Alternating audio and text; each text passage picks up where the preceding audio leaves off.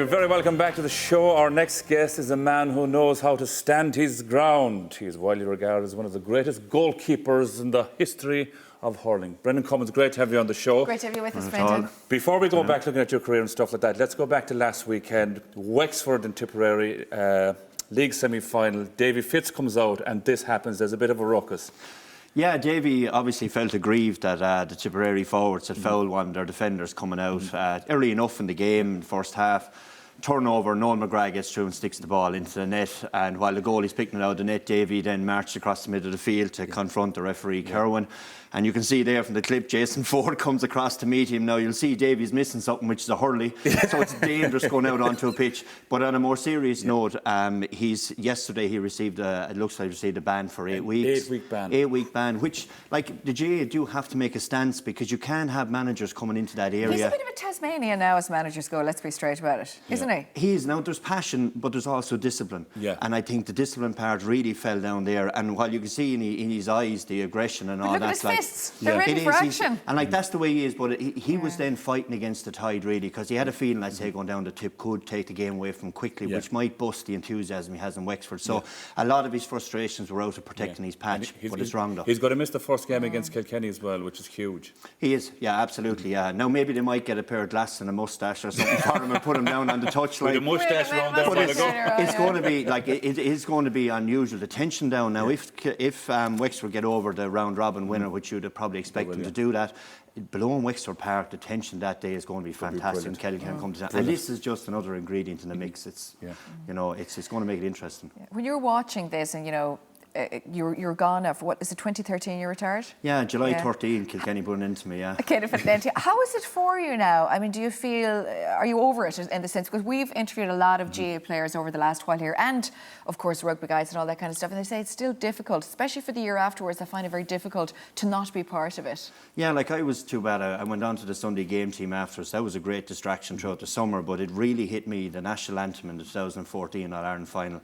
Above in the stand in the canal end, we'll say Davin stand, and it just hit me that I'm not down there. Maybe I should be down there. Maybe I've let the lads down. All these things went through me, and I must say I got really emotional. And then the game started, I got into it. But a lot of the past players I'd have chatted to since, I'd say, I can't get the same buzz as a supporter, and they've all said to me, yeah, that's because you've seen what it's like in the dressing room before and after a game. Yeah, of course. So I don't think I can ever get to that point where I'll feel like a supporter. I'll be critical watching games, but I'm now at a point where I'm sitting back, I'm enjoying the matches, I'm praying Tipperary will win. Yeah, that first All-Ireland final was a killer now. Yeah. There's something so special about All-Ireland final, like hurling and football, isn't there? Yeah, it is, absolutely it is. You know, and you have 80,000 people inside in Croke Park, and think of it, none of the players are getting paid. It's real passion and emotion. They've sacrificed everything in their life to get there, and the crowd appreciate that honest endeavour. And All-Ireland final day is just one that's marked on the calendar. What an occasion, like. Yeah, one of the really nice things, I think, the following day, the winning team, they go off to the Children's Hospital with either the Hurling Cup or the Sam Maguire as well, the Lee McCarthy, and that's really, really special, Brendan, isn't it? It is, yeah. I went into Crumlin there. It was just fantastic to get so many smiling faces. And what struck me from my visit to Crumlin is the bravery. The bravery from parents, the bravery from the kids. I mean, you go through your life and you're saying to yourself, well, I have to get up today now and I have to do this, I have to go to work there, I have a problem here. You don't really have a problem. You see this, but these people were just inspirational, is the only word I can use. Playing for Tipperary, though, I was saying to me that, you know, Tipperary are very, very passionate, and the fans are very passionate and all that. But I was just reading in your book, actually, there, and I noticed that it was Liam Sheedy, that in the dressing room, was it against Waterford in the final, and you were all getting ready, and he showed a video that he had compiled from all your families that he had put together, and they were all saying how proud they were of you guys, what it meant to them that you were going to be on the pitch that day, and you obviously got very emotional. Yeah, and it actually tipped the emotion probably the wrong way,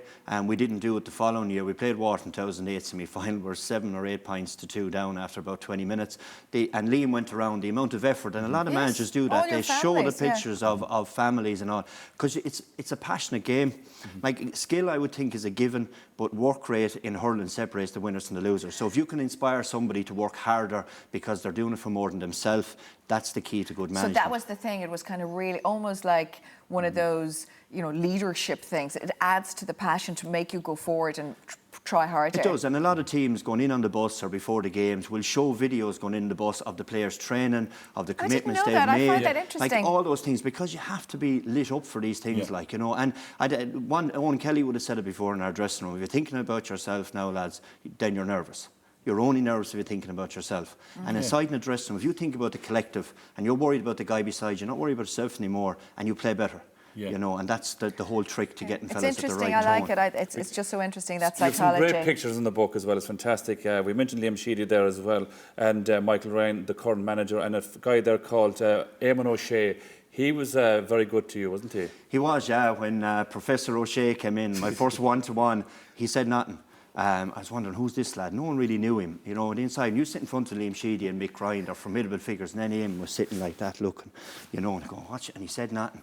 So then, by the time at the end of 2008, we all started to get him. And the book I mentioned is a bit like The Matrix. And what was he? You know, what he was is a professor of economics and NUIG. But he had a way of playing the game, and like when you know you're training teams, right, there's cones all over the pitch. He never used cones to train the team. Right, the lines of the pitch is what he used. And he always spoke about space, creating space. So do you think it was like a psychological approach to it? Wow. Absolutely, that's what it was. And for me in my puck outs, I'd always been criticised that your man only flogs the ball 100 yards, there's no thought. Then Don Lowe came involved and they said, oh, Brendan needs to catch up with this. He changed my complete approach to the way I hit out the ball, the way technique hitting the ball, where it was going, and it just transformed my like hurling. Golf or something like that. You're talking about a swing and where the ball is going and stuff like that. Yeah, it was as detailed as that. I used to tape my mobile phone to the post, record myself swinging so I'd have a stock swing. It was all those things that it's the real, not inches anymore, it's millimetres now, and not Ireland final day. That's so interesting. It's well worth it, you know. It just shows you that the more of these experts that come in and add to the game, that I know the game is brilliant and everything the way it is, but I think now, as time is moving on, you've got to be as competitive as anyone else in any other sphere. Yeah, you do, but that's where the manager comes in. I think there's an awful lot of experts out there, the gurus will say, and they're taking a few bob off county boards and all this kind of thing, but I think they're adding another layer of complexity onto the game. You just get the right it's ones still of your grant. a simple game, and you don't want to be over tactical with anything, you know. But Eamon certainly simplified it for me, and that's why he was special in my career at the end. We'll have a quick look here. Two great saves, but Tommy Walsh, I think, caught you on the third one.